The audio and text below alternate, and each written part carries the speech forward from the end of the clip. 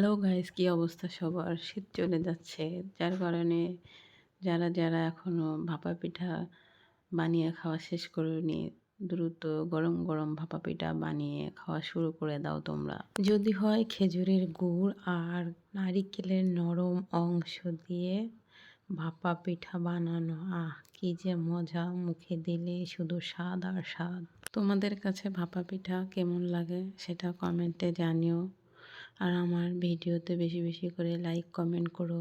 আমাকে যে সাপোর্ট করে তাদের পাশে আমি সর্বোচ্চ থাকার চেষ্টা করি। হয়তো কাজের ব্যস্ততার কারণে একটু দেরি হয়ে যায়, তবে সবার কমেন্টে রিপ্লাই দেওয়ার আমি ট্রাই করে যাই।